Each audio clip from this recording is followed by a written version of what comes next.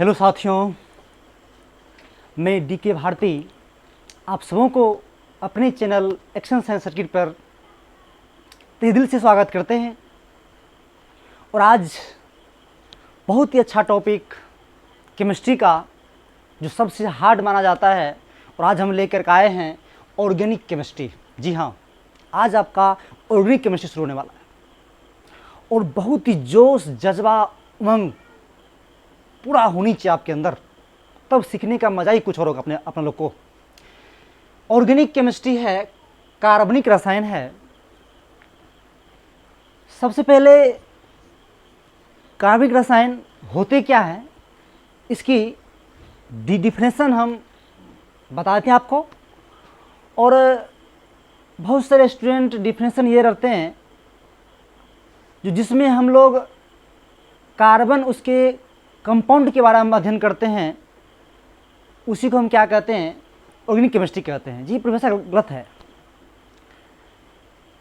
आप ध्यान देते हैं यहाँ पे, ऑर्गेनिक केमिस्ट्री जो है कार्बनिक रसायन शास्त्र की वह शाखा है जिसमें हम लोग हाइड्रोकार्बन एवं उसके व्युत्पन्न के बारे में अध्ययन करेंगे। मतलब हाइड्रोकार्बन से जो डेरिवेटिव होंगी, व्युत्पन्न होंगे, उस सब चीज़ के बारे में अध्ययन करेंगे, तो उसी को हम ऑर्गेनिक केमिस्ट्री बोलेंगे। जी हाँ, ध्यान दीजिए, कार्बनिक रसायन शास्त्र की वह शाखा है जिसमें हम लोग हाइड्रोकार्बन तथा उसके व्युत्पन्न के बारे में अध्ययन करेंगे, वही ऑर्गेनिक केमिस्ट्री होगा। समझ गए सब आदमी?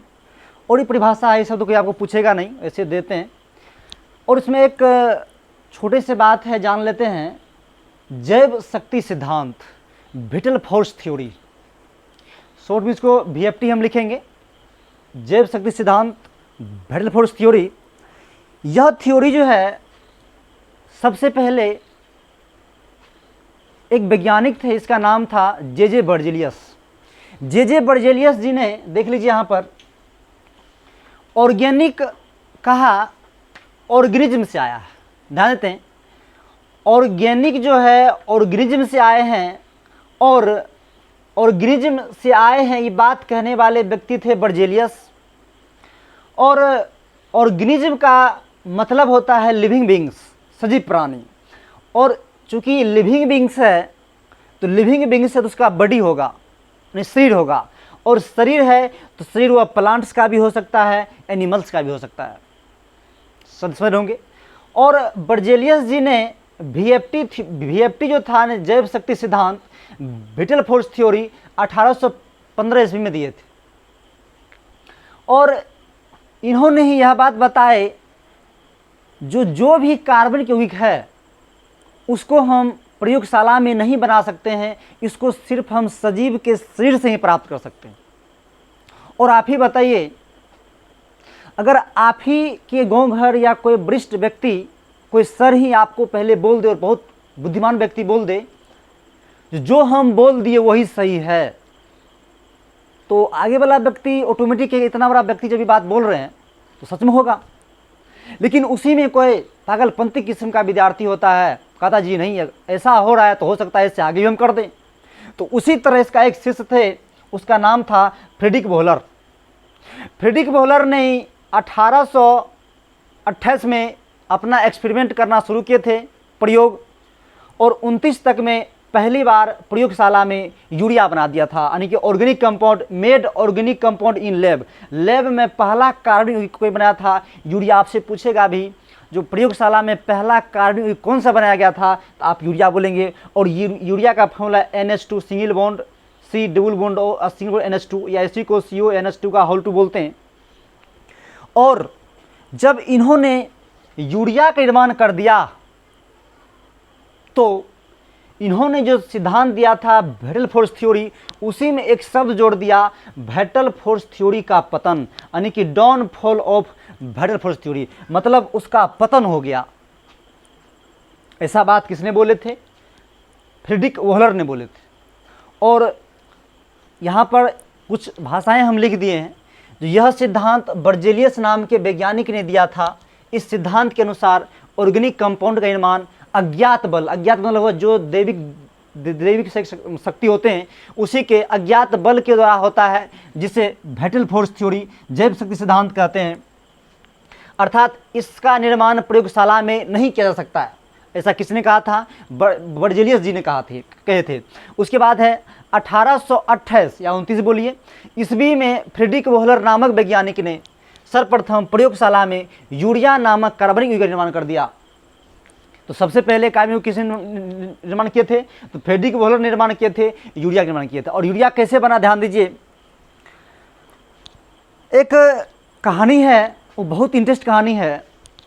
फ्रेडरिक वोहलर ने प्रयोगशाला में, उसका गुरुजी ने बोला था कुछ और बनाने के लिए, लेकिन इसको भी नहीं पता था कैसे यूरिया बन गया। ध्यान देते हैं, इनको भेजा गया था अमोनियम साइनेट बनाने के लिए। इन्होंने क्या किया, जब अमोनियम सल्फेट को पोटेशियम साइनेट से अभिक्रिया कराया तो अमोनियम साइनेट बना और साथ में पोटेशियम सल्फेट भी बना। लेकिन आप ही बताइए, प्रयोगशाला जब कोई लंबे समय तक काम होते रहते हैं तो सब आदमी कहते हैं चलो काम भी हो रहा है, वो तो मेरा एक्सपेरिमेंट हो ही रहा है, अब कुछ हम कर लेते हैं। अब गलती से फ्रेडरिक वोहलर ने बगलबे में चाय बनाने लग गया था और चाय जो ही बनाया और पिया भी और आग को वहाँ जलते छोड़ दिया तो कुछ नहीं हुआ। बस यहाँ जो था अमोनियम साइनेट जो था उसी के गर्मी से गर्म जब हुआ, गर्म होते होते यूरिया बन गया। जब आ करके उन्होंने देखा भाई क्या बन गया, और जब बना तो इसी का नाम उन्होंने यूरिया दिया। और उस लैब में पूरा तहलका मच गया जो वोहलर ने क्या कर दिया। तो इससे एक सीख मिलता है अपना लोग को भी, जो काम कोई भी भाई नहीं होते हैं, अगर दिल में ठान लिया जाए इस चीज़ को करने के लिए तो कुछ भाई नहीं होते। इस चीज़ का प्रमाण फ्रेडरिक वोहलर ने देते हैं। और इतना बात आप लिखिए इस चीज़ को, और इसके बाद हम कुछ और सारे बात लिखेंगे इसमें, इस सब को लिखिए इसे आगे बताते हैं। चलिए स्वाद भी लिख लिए होंगे। उसके बाद कार्बनिक यौगिक है, यानी कि ऑर्गेनिक कंपाउंड है। देखिए ऑर्गेनिक कंपाउंड क्या होता है, कार्बनिक यौगिक। तो ऑर्गेनिक कंपाउंड जो होता है उसमें सामान्यतः हाइड्रोकार्बन के रूप में होते हैं। मतलब कार्बनिक यौगिक जो होगा वो हमेशा हाइड्रोकार्बन के रूप में होगा। तो आप मन मत हाइड्रोकार्बन क्या होता है हम बताते हैं, ध्यान दीजिए। तो ऑर्गेनिक कंपाउंड सामान्यतः हाइड्रोकार्बन के रूप में होते हैं। उसके बाद देखिए, जो कार्बनिक यौगिक में सामान्यतः सहसंयोजक बंधन पाया जाएगा। आप ये हमेशा याद रखिए, जितना भी कार्बनिक यौगिक है सब में सहसंयोजक बंधन पाए जाएंगे, ये बात याद रखिए आप, ऑब्जेक्टिव बहुत इंपॉर्टेंट है। उसके बाद है कार्बनिक यौगिक को आप जब भी जलाइएगा तो आप एक ही चीज याद रखिएगा, जब कार्बनिक यौगिक को जलाएंगे तो एक ही गाना याद रखिएगा, कौन sp हाइलोजन है, कौन sp हाइलोजन है। तो देख लीजिए यहाँ लिखल है कार्बनिक यौगिक की अभिक्रिया, मतलब ऑर्गेनिक कंपाउंड जो है, ऑर्गेनिक कंपाउंड को जब भी आप जलाइएगा तो देख लीजिए, ध्यान से इसको कौन पढ़िएगा, CHON, कौन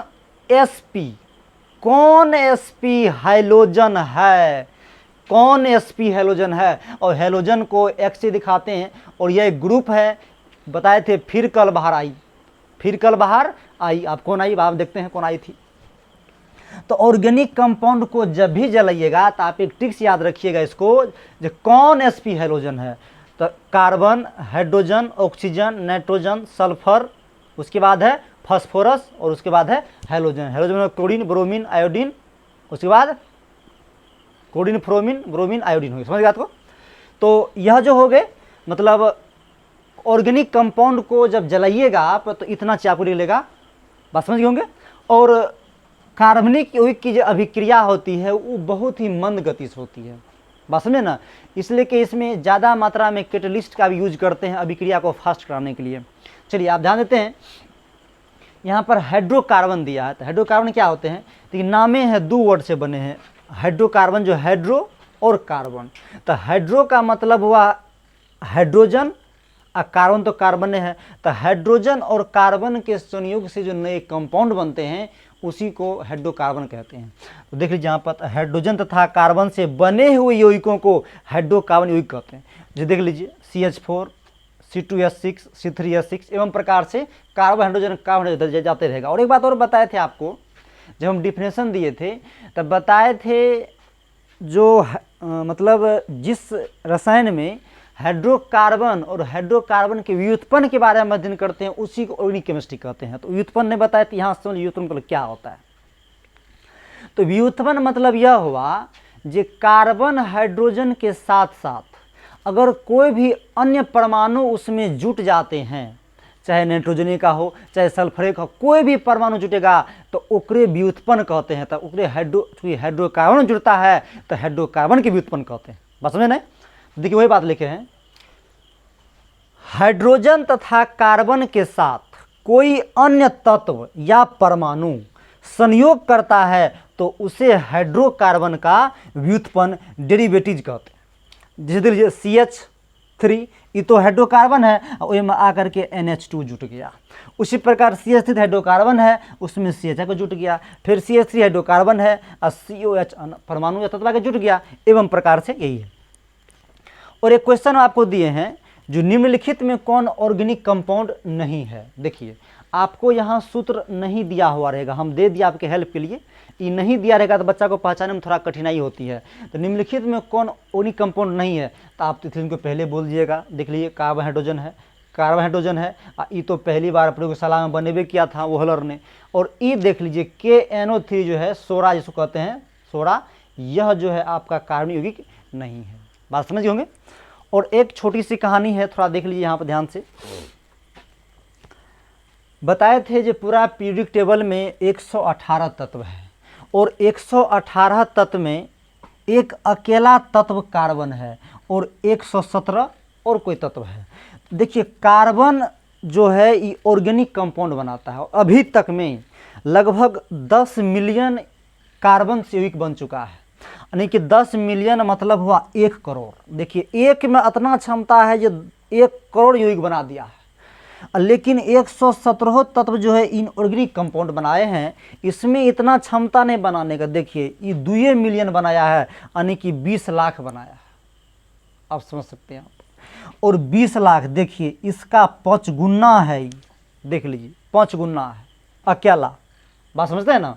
तो इतना बात सब आदमी लिख लीजिए और अच्छा से समझ लीजिए।